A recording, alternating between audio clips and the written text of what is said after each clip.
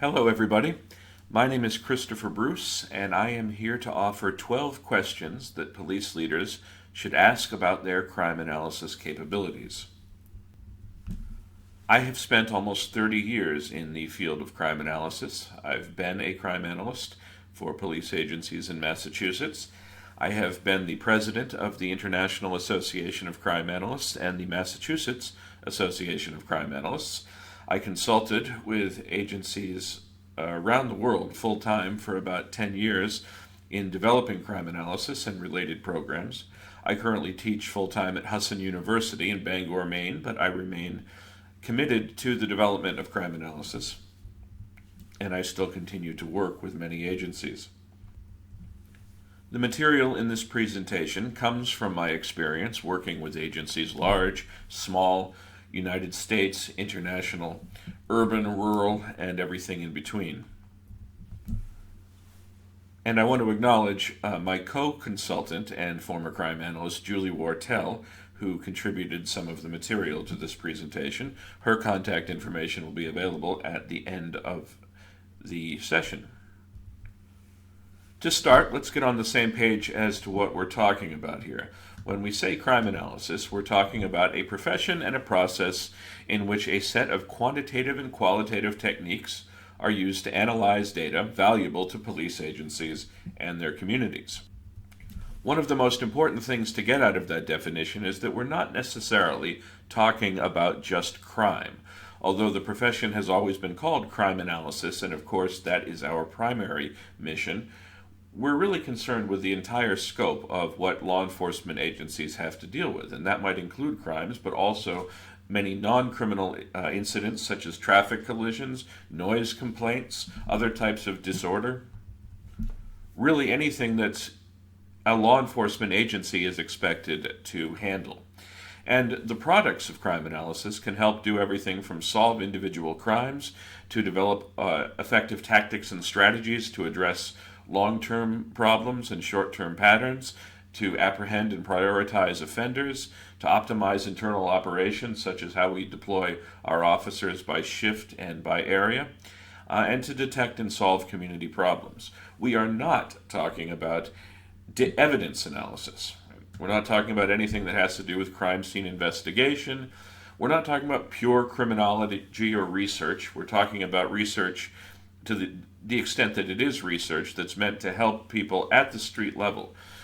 We're not talking about providing just investigative assistance, like looking up names in different investigative databases. We're not talking about providing IT support or clerical support. And although there are some elements of administrative crime analysis that border on management analysis, we're not talking in general about things like budgeting and training and other administrative needs specific to law enforcement agencies. And we're particularly not talking about just administrative reporting, just a bunch of statistics or maps and numbers and data. The outputs of what a crime analysis unit does is meant to have direct effects on what happens on the street, on what patrol officers and investigators do on a day-to-day basis. So with that said, let's get right into the first question. And this question draws from my overall approach to working with agencies in the development of their crime analysis capabilities.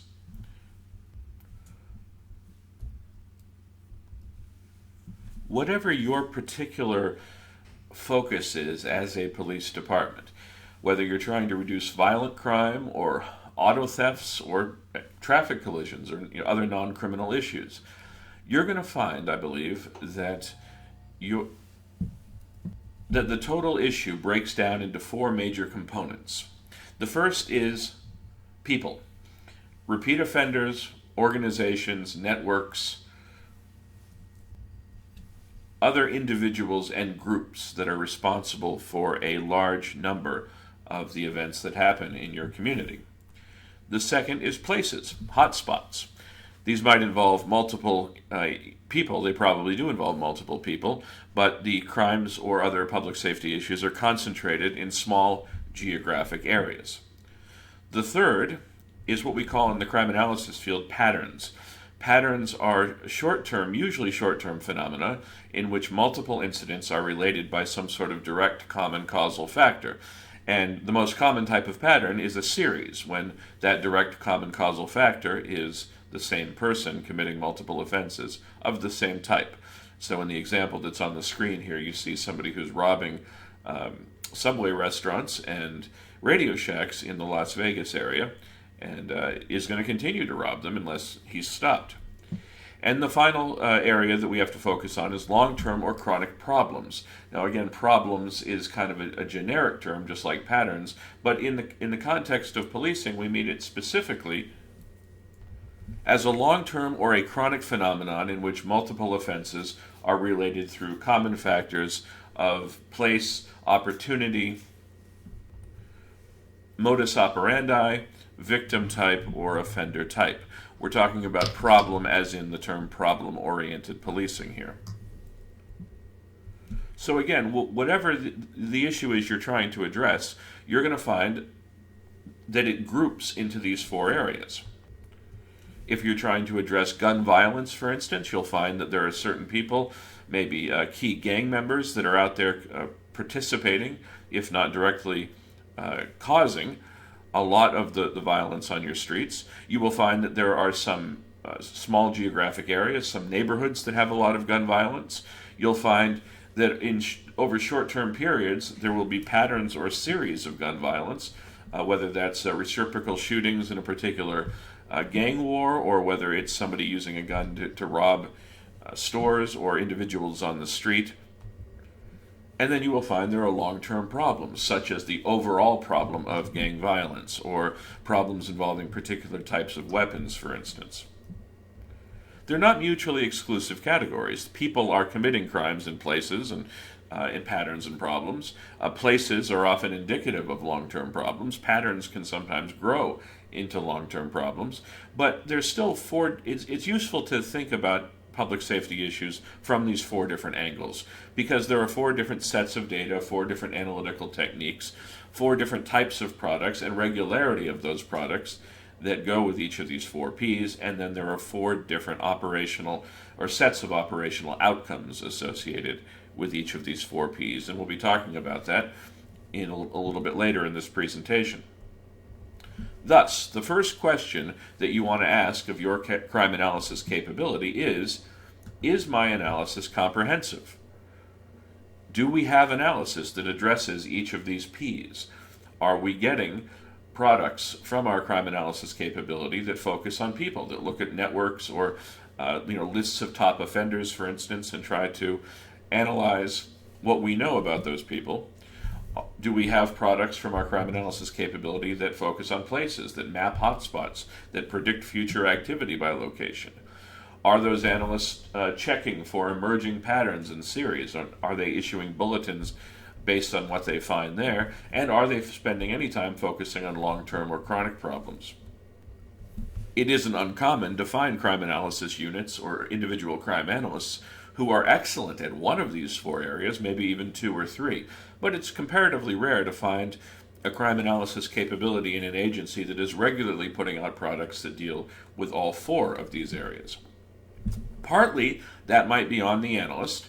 Maybe they need more training, or they need to be tasked with some additional focus, but very often it's because the agency simply hasn't had a history of asking for or using products that deal with one of these Ps. And so later on we'll be talking about, are you actually using what analysts produce? It would be a waste of time for me as an analyst to spend a lot of time analyzing a long-term problem if I didn't have any confidence that my agency was going to act upon my ultimate report. Now, another reason analysts might not be focusing on all four of these areas is because they simply don't have time. So that leads into the second question here. Do we have enough people? You can't expect a full portfolio of crime analysis products if your analysts are understaffed and overworked. So the International Association of Crime Analysts, based on average staffing levels around the country and their assessment of how much work basically would have to go into each of those four areas, created a series of recommended staffing levels about 10 years ago in their book exploring crime analysis. And there are a number of ways to approach the formula to determine how much staffing a police agency needs. The first one is by Part 1 crimes. Now, as we know, Part 1 crimes, or the conception of Part 1 crimes, is disappearing as we replace the old UCR program with the NIBRS program. However, for now, it's probably going to be easier for the typical agency to look up how many Part 1 crimes they have than the number of NIBRS Group A crimes. And so the IACA recommends one analyst per every 1,500 UCR Part 1 crimes. That means if you have 3,000 Part 1 crimes, you need 2 analysts. If you have 30,000, you need 20 analysts. If you only have 750, then you need about half an analyst. And we'll talk in a little bit about what you do if you only need half an analyst. Another way to look at it is one analyst per 2,800 NIBRS Group A crimes. There's a lot more crimes in NIBRS Group A than there are in UCR Part 1, and so the number goes up. But those two figures those two calculations should result in essentially the same figure, unless for some reason you have a lot of lower level Group A crimes like vandalism and so forth, and not so many that reach the Part 1 category.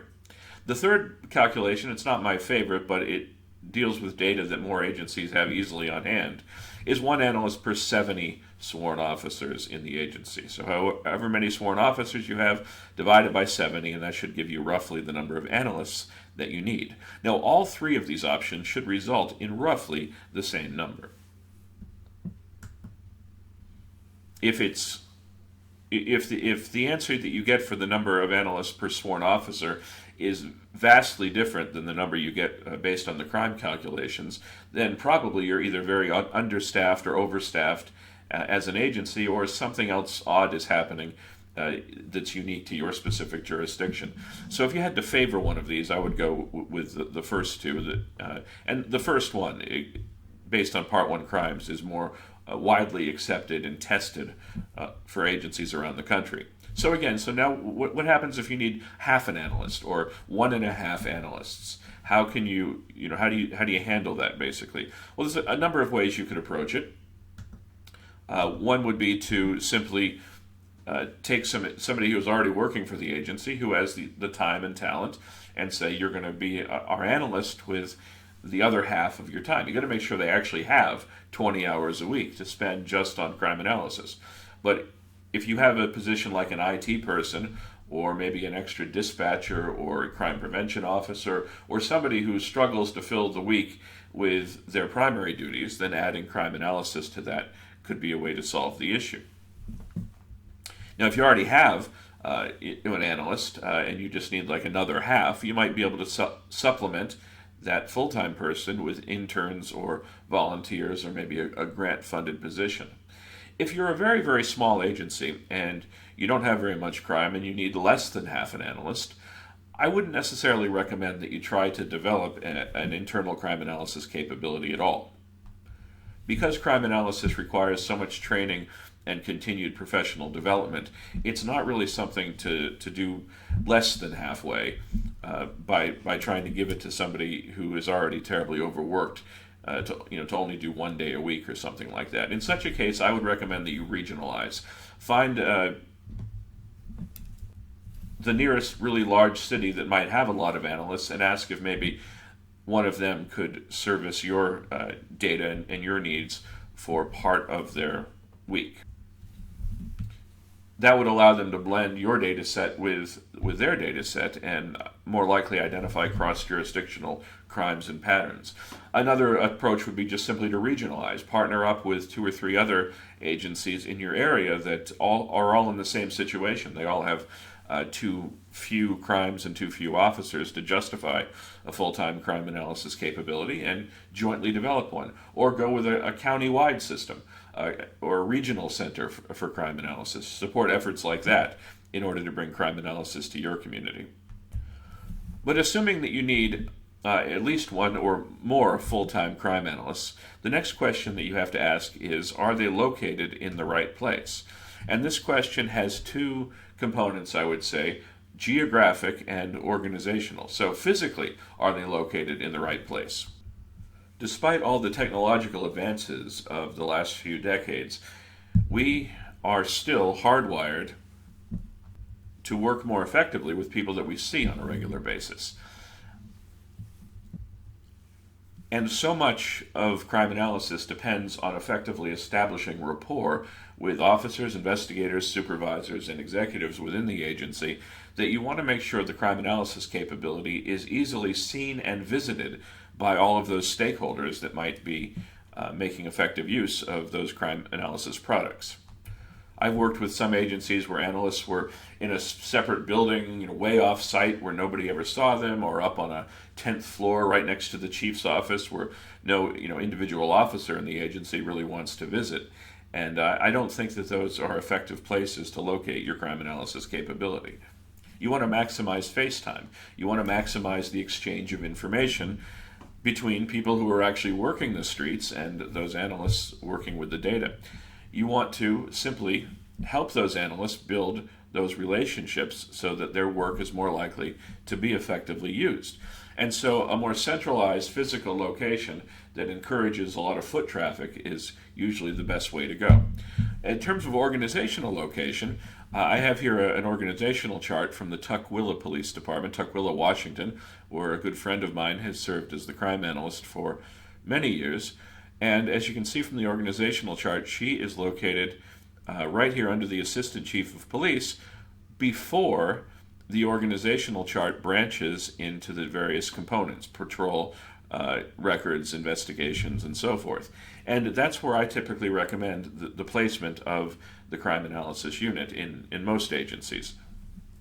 A lot of departments put the analyst under patrol or under investigations or under administration.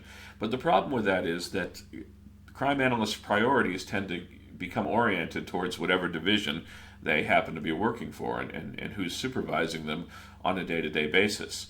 And since it's important for every position within the department to make some use of crime analysis, then you don't want to put the analyst in a place in which they're beholden to only one division, basically. Locating the analyst where this department does makes it clear that the analyst is there to serve everybody in the agency. Not, of course, supervise. The position being located up here isn't to suggest the analyst has any authority over everybody else in the department, just that they're not buried within one particular division, and thus only serving that particular division. Now, a related question is, if you have a lot of analysts in a typical agency, how do you allocate them physically and organizationally, and how do you break down their job responsibilities, essentially, across multiple analysts? And that's a really complicated question. It depends a lot on the agency and its organizational structure and its physical structure. There are three classic ways to do this if you have a lot of analysts. I would say if you only have two or three, then there's no need to necessarily be formal about it. I mean, 2 or 3 analysts can work among themselves to find a natural division of labor. But if you've got more than that, then you're going to want to institute some sort of plan. And the three most common approaches are to divide them geographically, so to give each analyst a responsibility for a different precinct or a different district or whatever you call it in your agency. Another approach is to divide them by crime type and then having them do all types of analysis, people, places, patterns, and problems within those crime types. And the third way is to separate them by analysis type. In the crime analysis field, we talk about the analysis of patterns as tactical crime analysis, the analysis of places and problems as strategic crime analysis, the analysis of people as crime intelligence analysis, and everything else as what we call administrative crime analysis.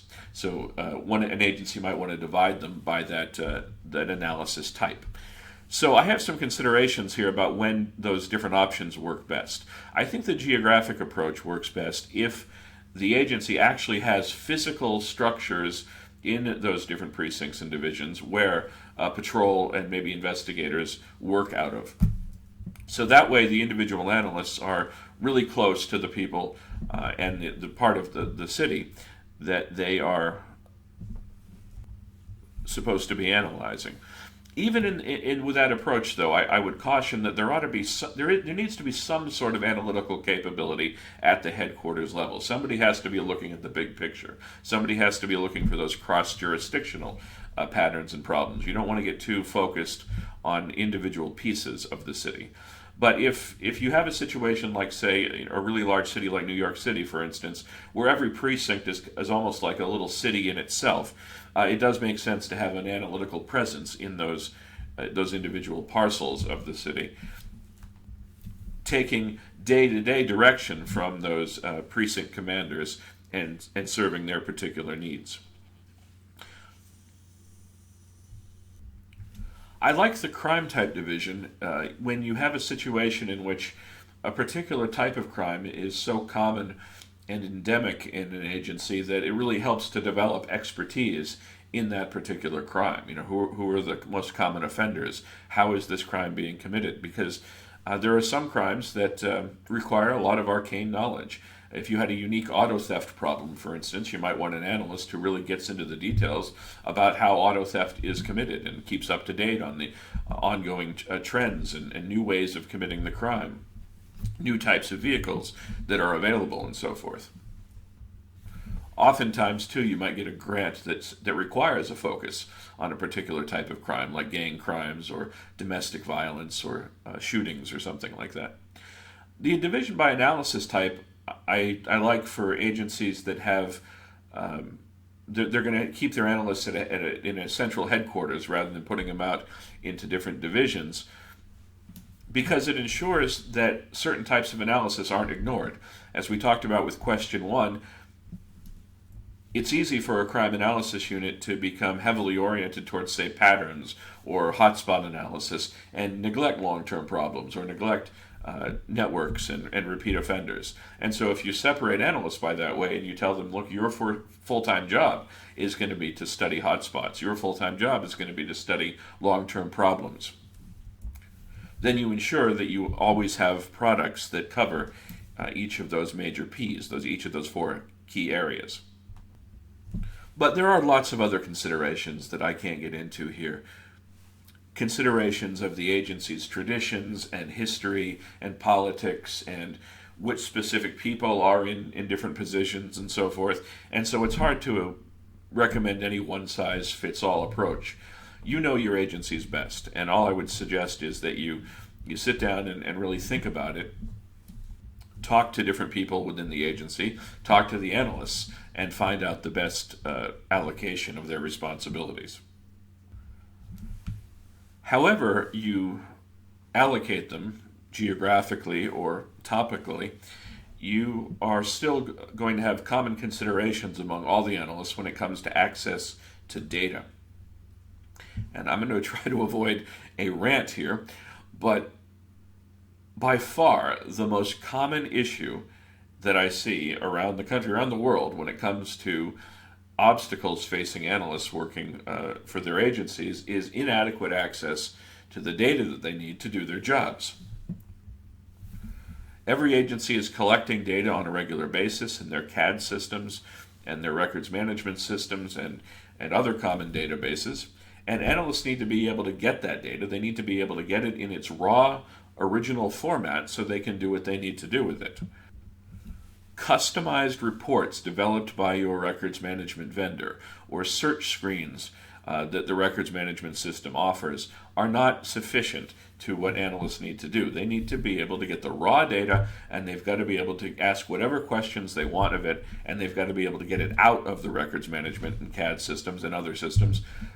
Think about citations, crash reporting, and so forth. They need to be able to get it out of those systems so they can use the tools that work best to answer particular questions, and so they can import those data sets into a variety of different technologies, and so they can synthesize them. You have to be able to put data together in order to ask certain questions. And I don't care how good your records management vendor is, there's no way they have anticipated every potential question that an analyst might want to ask. Despite all of these things, analysts everywhere run into barriers with their own IT departments and with the records management vendors when it comes to getting direct access to the raw data that they need.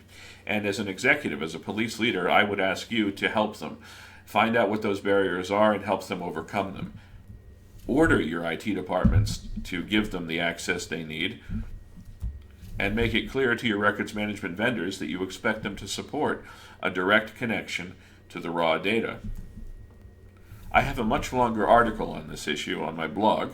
Again, I'll put the URL on the final slide so you can take a look at it. But this is an amazingly important issue, and it causes no end of frustration among analysts. Don't ask somebody to be an analyst for your agency and then not give them the material that they need to do their jobs. Now, beyond that access to data, there are a number of other considerations that you have to think about when it comes to the quality of data in your agency.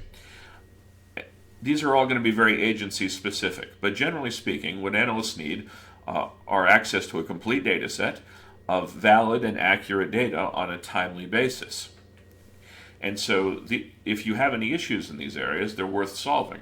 If officers are taking days or weeks to enter their crime reports, analysts aren't going to be able to identify patterns as they emerge. If those officers are putting the wrong times or the wrong addresses or coding the crime reports wrong, then again, patterns are going to be missed. Hotspots are going to be misdiagnosed, and all kinds of other problems are going to creep into the analysis. If officers aren't taking reports when they should, if they're not taking full reports on all the crimes that are being reported in your jurisdiction, if they're deterring people from filing reports, then all of these are going to have consequences for your analyst's ability to identify and properly analyze crime patterns. I can tell you plenty of stories of cases in which there have been active crime series, things like burglaries and auto thefts and even robberies, where the analyst didn't identify the pattern because a key incident was missing from the data set, or they tried to forecast, they tried to make a prediction of the next event in the pattern, but were inaccurate because a key event was missing. And when I say missing, I might mean that an officer hadn't filed the report yet, or even worse, the officer discouraged a victim from filing a report, or just didn't take the report. So if any of these things are issues in your agency, you've got to deal with them. I typically recommend that a department create a data quality committee that meets on a regular basis, say once a month, to talk about. You want representatives from the different parts of the agency, but to talk about common issues when it comes to accuracy, validity, timeliness, and completeness of the data set. I also recommend that you empower a single person, or in a very large agency, a unit, with the ability to manage the full data set collected by the department, to make changes when necessary, and you give them the responsibility for policing that data, for regularly searching for bad data and taking whatever steps they need to clean it. Now, my next question that I want you to ask goes back to the concept of rapport. Do analysts have rapport with officers? And when I say officers, I don't mean it specifically like patrol officers, although including them, but I also mean investigators and maybe their direct supervisors. Do they have rapport with the sworn personnel in the agency? Most analysts tend to be civilians, although that's not universally true. And sometimes there's a sworn civilian divide within the typical police department, where civilian employees have difficulty being taken seriously. And sometimes that's because they simply don't understand the streets, they don't understand the nature of crime, they don't understand the realities of policing the same way that the sworn personnel do. So these are all things that can be overcome if you're strategic about it. Analysts can be introverts. People who get into this field, often it's because they are comfortable working with data. They're comfortable with technology. And that doesn't always mean that they're therefore comfortable in a lot of interpersonal interactions. And so sometimes they have to be forced out of their comfort zone in order to put them more in touch with the people who are going to be using their work. And as an executive, you want to foster that. You want to require it to some degree. So anything that can put those analysts in greater touch with the people that are supposed to use their work is something that's worth doing. I always recommend ride-alongs. I recommend analysts give in-person briefings at shift changes. Of course, we've already talked about the importance of analysts being centrally located, where they can get a lot of foot traffic and a free exchange of information. Make sure you're including analysts in departmental events such as sports teams or social events and so forth.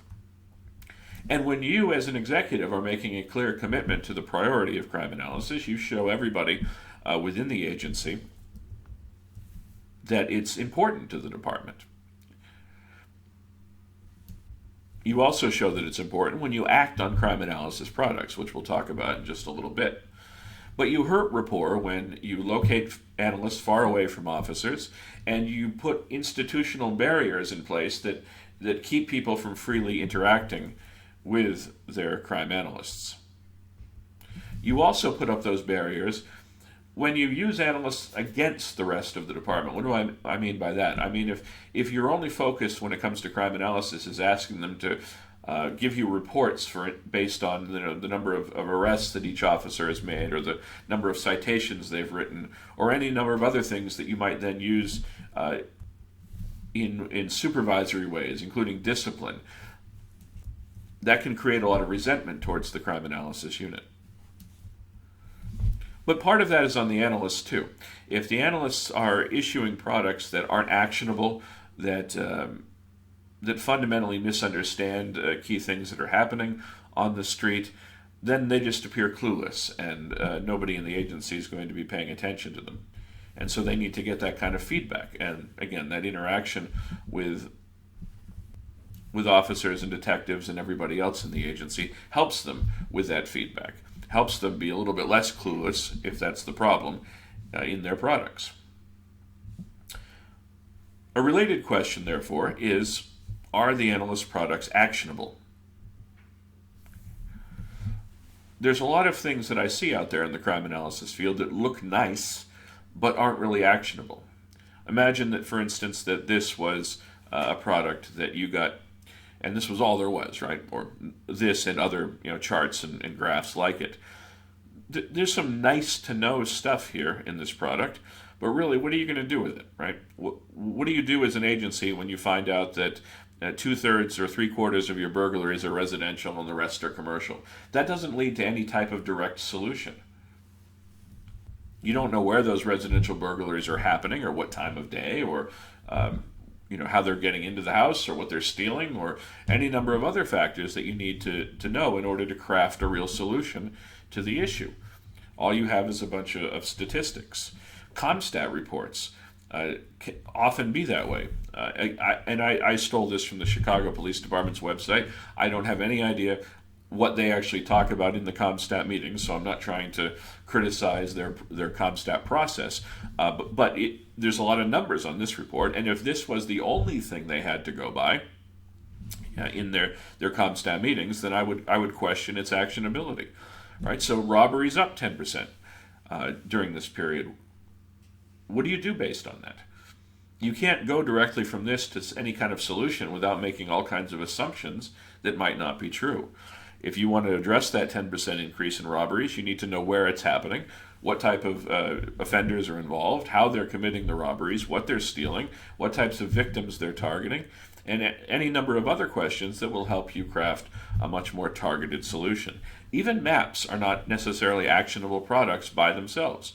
They show you hotspots, and that's a little bit actionable because it will tell you where you need to spend some time, but without any more information about exactly what's happening there, what types of crimes are happening, day of week, time of day, modus operandi, and so forth, you don't necessarily know exactly what type of solution you could pursue. Plenty of research shows that if you just put police officers in hotspots, you will reduce crime. But you can have a greater reduction if those officers are doing effective things while they're in those hotspots, and a map alone doesn't tell them what those effective things are. So what should you be looking for as a police leader from your crime analysis capability? Well, you're looking for a blend of the quantitative and the qualitative. You're looking for numbers and statistics, sure, but you're also looking for details about exactly what's happening within those numbers and statistics. When it comes to most products, you're looking for an answer to a full set of questions: who, what, when, where, and how. And then beyond that, now what and so what. Right? What does this all mean? What implications does this have for the future and for what we should do about this particular issue? So I have a couple of examples here. These are a couple of award-winning examples from the IACA conferences. On the left, you see a analysis of burglaries at automobiles, at fire stations, and on the right, you see a much more long-term analysis of auto thefts in general. But in both cases, the analyst has provided a lot of detail about exactly what's happening in the short-term pattern and the long-term problem. Good actionable products cover all those questions: who, what, when, where, how, now what, and so what. They consider both qualitative and quantitative data. They consider both police and non-police data. So that, analysts shouldn't just be working right out of their records management systems. They should be getting data from other sources as well: geographic data, demographic data, social media, news reports, what's happening in surrounding agencies, any number of other things that help them understand the answers to the problem. Sometimes they have to collect data themselves. Sometimes they have to leave the department and go out there and do an environmental assessment, or talk to people who know something about the problem in order to answer key questions. Good products will answer obvious questions. They won't leave anything unaddressed that the person reading the product might ask. Good products make predictions. They indicate what is the future implication of what we're looking at here. They'll identify key commonalities and points of intervention. They'll provide you with a basis of both apprehension and prevention. It's not necessarily just about arresting people, especially when it comes to places and long-term problems. Arrest hardly ever solves the issue. And very often they'll include explicit recommendations about what exactly ought to be done. Because a good analyst is looking into what works to deal with this particular issue. What have other agencies done that have been effective? What does the literature and the research say about what's effective and not effective to deal with this particular issue? And then they can make those educated recommendations as part of their products. But if you're going to ask them to do that, if you're going to ask them to give you products dealing with people, places, patterns, and problems that are truly actionable, the agency has a responsibility, I think, to act upon it. And so that's the next question that you want to ask about your agency. Are analysts and their products actually used? One of the most frustrating things about being a crime analyst in many agencies is issuing product after product dealing with a particular issue and seeing no action taken to actually address it. Sometimes that only happens occasionally, but there are some departments in which that is so problematic that I could issue a bulletin saying that tomorrow at 2 p.m. there's going to be a robbery at this particular convenience store, and nobody would act upon it. Everybody would be looking to somebody else. Patrol would assume that was the investigations unit's problem. The investigators would think, no, that's a patrol issue. They'd both maybe be looking to crime prevention for the solution. Or they'd be waiting for orders from somebody higher in the agency who never gives them. So when you have actionable information like that, is it being used? What guarantees that it's being used? As I talked about a little while ago, every one of those 4 Ps, people, places, patterns, and problems, has a different set of operational solutions that effectively address them. And I've listed some of them on the screen here, which I know it's a very complicated slide, and I apologize for that, but you can pause and study this at your leisure. I'm not saying that a good agency is doing all of these things necessarily, but a good agency is doing something about every one of these 4 Ps. And so if your agency isn't, if you have nothing in place, for instance, to address hotspots, then you can't really expect your analysts to put out maps on a regular basis that show where those hotspots are. Now, what you're seeing in the corners are the solutions that work for each of those 4 Ps, and what you see on the edges are the 4 mechanisms by which those solutions actually happen. because it's not good enough to just know the right solution to a problem. You have to have a mechanism in place at the agency to make sure that that idea, that effective solution is actually pursued.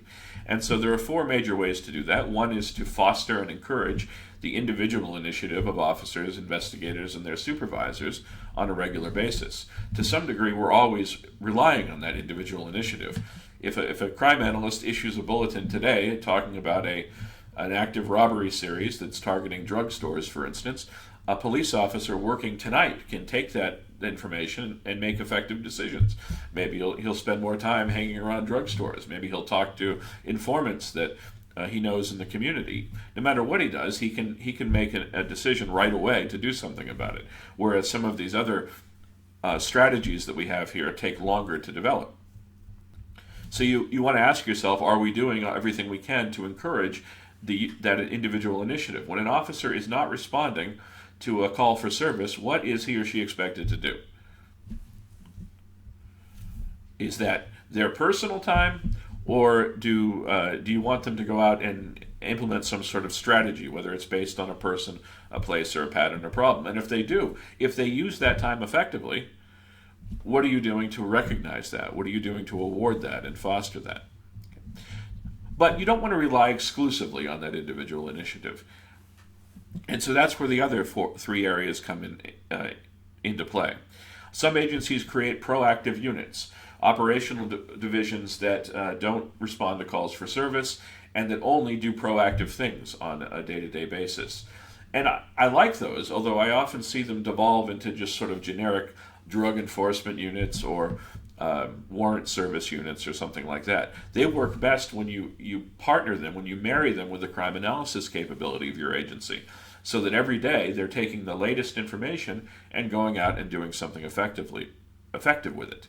And one day that might be long-term problem solving, like speaking to a community group about crime prevention tips. Another day it might be hotspot patrols. Another day it might be some sort of stakeout to focus on the latest pattern or series. You have to give them the flexibility to implement a variety of approaches based on what's going to work most effectively for the latest issues that have been analyzed. I've also seen some agencies start to require more responses based on policy.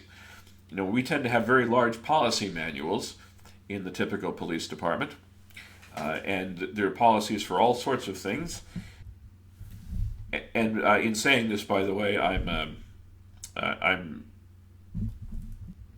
plagiarizing my friend Dr. Rachel Boba Santos a little bit, because I first heard this said this way from her.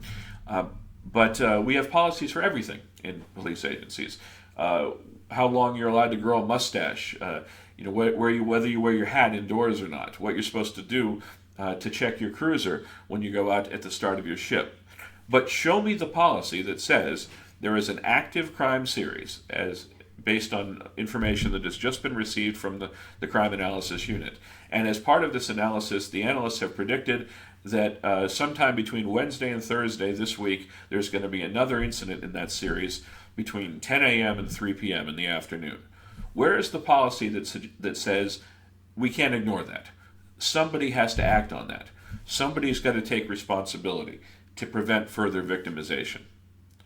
That probably doesn't exist, but maybe it should. It's worth thinking about that. When certain types of information, actionable information, come out of the crime analysis unit, who should act on that? What should they do? That has implications for patrol, investigations, public information, and crime prevention. And we're just, sort of developing a body of literature, I think, in terms of what works best in terms of those policies. Finally, CompStat is a valuable, or could be a valuable, approach to translating analysis into practice. We don't have a lot of time to talk about CompStat in this particular session, but I find that CompStat systems work best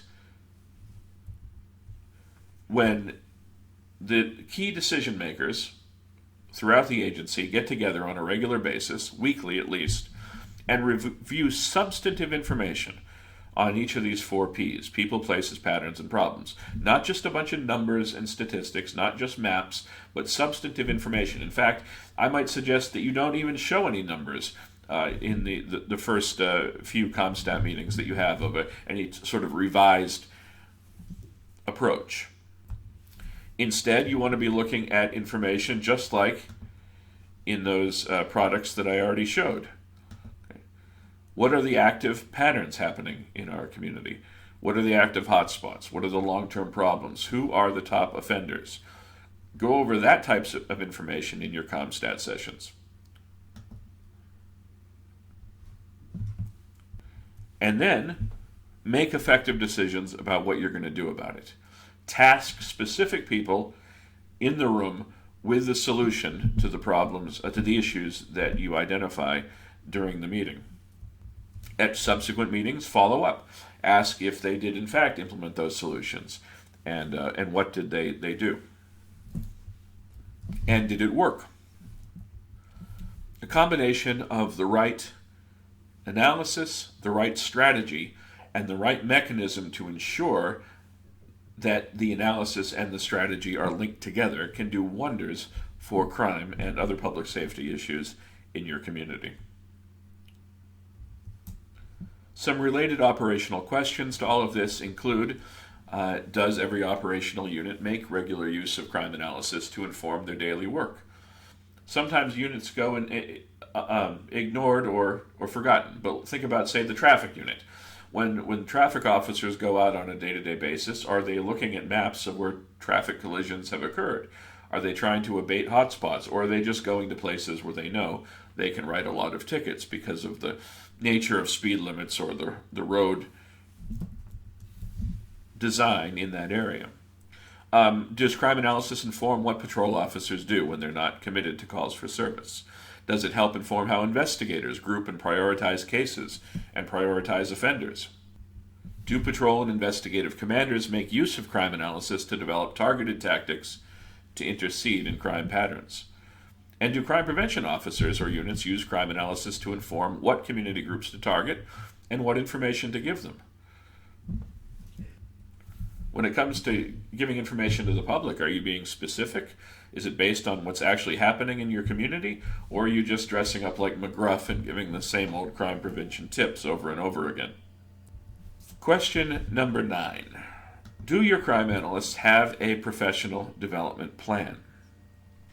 Crime analysis is constantly changing. Every single year, if not every single month, there are new crimes, new technologies, new tools, new ideas, new ways of committing crime. I think 10 years ago, we didn't even know what cryptocurrency was, let alone cryptocurrency theft. When I started my career, GIS didn't exist yet. We certainly didn't have relational database tools to ask questions about data. And between the time I started my career and now, thousands of academic studies have come out showing what works and doesn't work in various areas of crime and prevention. As a good crime analyst, I need to keep up on all of this. And I can only do that if I have carved out time every week to focus exclusively on professional development. You probably have a policy in your departmental policy manual that says that the patrol officers need to have a certain amount of training per year. Do you have that same requirement for civilian employees, and in particular, crime analysts? If I was a supervisor of a crime analysis unit, I would expect my analysts to keep an ongoing list of things that they feel like they need to learn about. Tools that they might need to use better, or approaches that they need to learn better.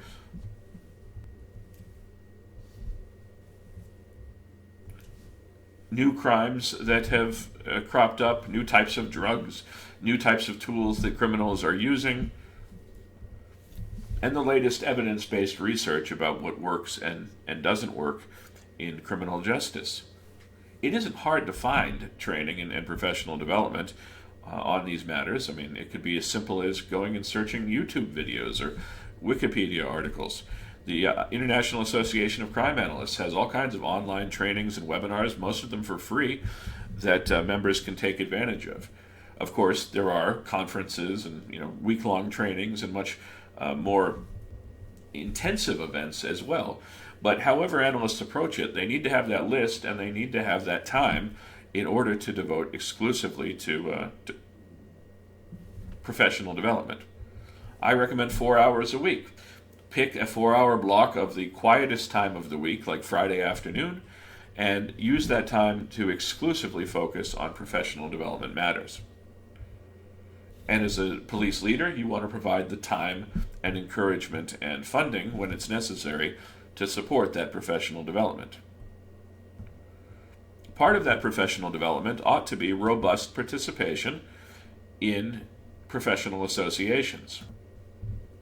In addition to international organizations like the International Association of Crime Analysts and the International Association of Law Enforcement Intelligence Analysts, there are a lot of local associations out there. Almost all of the United States is covered by one local association or another, and the exceptions to that are swiftly dwindling as new associations are established. All of these professional associations provide regular meetings, training, online interactions and resources, conferences, and other events and resources that analysts can take advantage of. To not be a member of your local association and the international association while serving as a crime analyst, to me, amounts to self-sabotage of your career.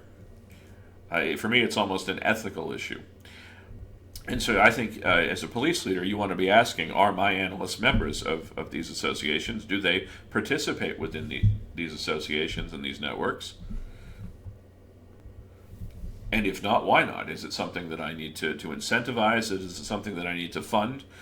Membership fees for these associations is very, very small. I think it's $50 for IALEA and $25 for the International Association. It might be a little bit more to join a local association too.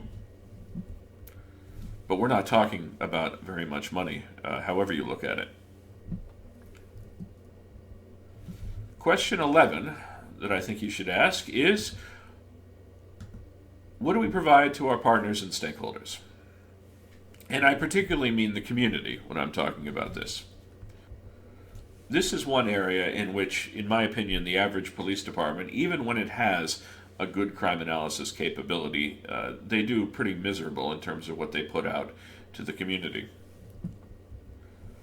If they offer anything, it's probably just statistics or some fairly generic crime maps, and anything else will be filtered through the news media, which might not ask the right questions or interpret the information correctly. A better approach would be to look at everything that the crime analysis unit is producing and say, is there any reason we couldn't publish this to the community at large? Or how could we publish this to the community at large by making a few adjustments and redactions to ensure that we don't put out anything that's confidential or that will screw up a tactic or a strategy that we're intending to approach. Cambridge, Massachusetts, on the left here, is the agency that I started my career at. We didn't do this while I was there, but in more recent years, they have done a fantastic job of creating this product called BridgeStat on a monthly basis that goes into a lot of depth about exactly what's happening in each neighborhood of the city.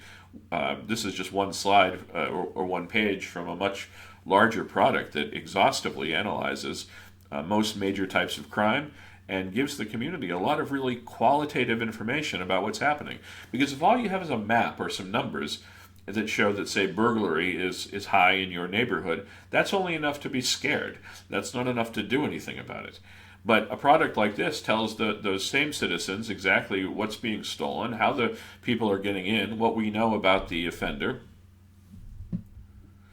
and what we know about their preferred targets. And that gives the community something they can actually use in terms of both crime prevention and in providing intelligence back to the police agency when they see some suspicious activity or when they know something about the issue.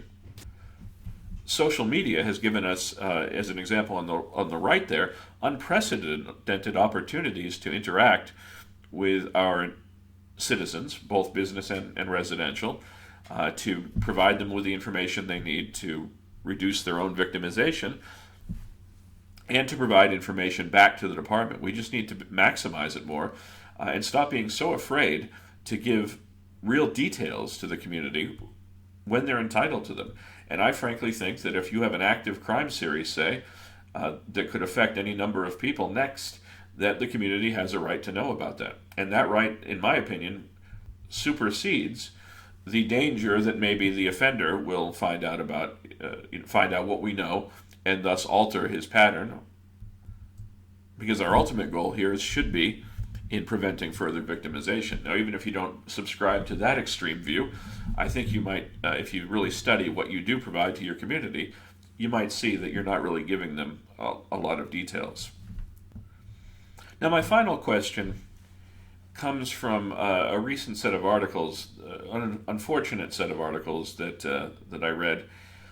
I don't want to name the agency here, but a reporter was looking to do an article on a particular crime issue, and he contacted the crime analysis unit of this agency to ask them about some statistics, and they responded, but they didn't look right to the reporter, and so he wrote back and asked them to verify, and they realized that they'd made a mistake in writing the data query that provided the statistics, so they gave the reporter a new set of statistics, which also turned out to be wrong. And so then they had to go back and provide a third set of statistics. And by the time the article came out, it was no longer about the original crime problem. It was about the inability of that police department's crime analysis unit to provide basic statistics on crime happening in the community. And so I think it's worth, as a police leader, asking yourself, would the outputs of my crime analysis unit hold up to scrutiny? Part of that is going to involve whether they have access to the data to begin with, but a lot of it gets down to training and skills. Structured data is a difficult concept to master sometimes. Not everybody's good at it, no matter how much they might want to be. And there are some analysts out there, despite their best intentions, that they don't really have the skills to work as a crime analyst in the modern world. And you'll know that's the case in your department when the answers that they're providing you, the information that you're getting from the crime analysis products, don't even seem reasonable. That the numbers seem completely out of whack. Huge increases, huge decreases, disproportionate numbers in crimes that you would expect to be quite similar. They might be overworked. Maybe they just don't have time to double check their answers and to triangulate their answers, or maybe they just got a bad question to begin with. You also want to be clear about definitions, especially in products that go out to the community. They might not understand that when they see statistics for something like theft, that it doesn't include thefts that occurred as part of burglaries or robberies. They might not understand the difference between a burglary and a robbery. But overall, if you would not want the media scrutinizing something that your crime analyst has given to you, then that's a problem that's worth solving. It might be solved by training, it might be solved by consultation, or unfortunately in some cases it might be solved by getting somebody who is more skilled and qualified and appropriate for the position. Overall, the signs of a good crime analysis capability in an agency include that the agency receives regular analytical products on all four of those phenomena that we talked about: people, places, patterns, and problems. Second, that the analysis unit has enough people to provide in-depth, accurate, actionable analysis of each of those four Ps. Third, that they're organizationally and physically located in a place that allows them to service the needs of the entire agency. If there are multiple analysts, their workload is allocated in such a way that no major crimes, geographic areas, or operational divisions are going unserviced by actionable information. A good crime analysis capability has access to a timely, complete, and accurate data set on which they can conduct flexible queries with no unnecessary technological or procedural obstacles. And again, that means direct access to the original raw data that you're collecting in those systems. A good crime analysis capability will have strong rapport with the operational personnel in the agency. Their work will be trusted and used, and they'll receive regular intelligence and feedback. Everything that they issue should be detailed, accurate, and precise enough to inform direct action. No statistics by themselves, no maps by themselves, no charts and graphs by themselves, but details about who, what, when, where, how, and why, so that you can make the right tactics and strategies and policies based on them. The products should be actually used by operational divisions to create targeted tactics and strategies. If the patrol division or the investigative division is largely ignoring the crime analysis products, that's a problem that you need to solve. They should receive regular training into professional development and have a plan for regular professional development. And in a good crime analysis capability, they are participating in global and regional associations and following and contributing to global standards. Now, as a final word, I'll simply say don't be too hard on yourself or your agency or your analysts when it comes to looking at these questions for your own agency. This is not a field in which all of the best practices have been already developed. This is not a field in which the best ways of implementing crime analysis have been worked out by most agencies, and your agency just happens to be the one that's left out. This is a field that's constantly in flux. We're always testing new things. We're always trying to figure out the best way to do things. I'm always telling analysts that there's lots of room for every analyst to be a pioneer in this field because there's still so much to be worked out. And I would say to you as a police leader, there's still lots of room for you to be a pioneer in the way that crime analysis is used by your agency. There's a lot more to discover in terms of what helps build rapport, what makes effective use of crime analysis, how we can develop effective things like ComStat meetings and proactive units. I look forward to hearing from your agency as an exemplar of the effective implementation and use of at least one area of crime analysis. If you have any questions or would like to get in touch with me for further information, my contact information is there on the screen, along with that of Julie Wartell, who will be co-presenting this material with me at the Public Safety Partnership Conference, and who contributed some of the material in the presentation. Thank you very much for your time and attention. I hope I've given you some ideas, and I hope that you're able to get the most use of crime analysis in your agency.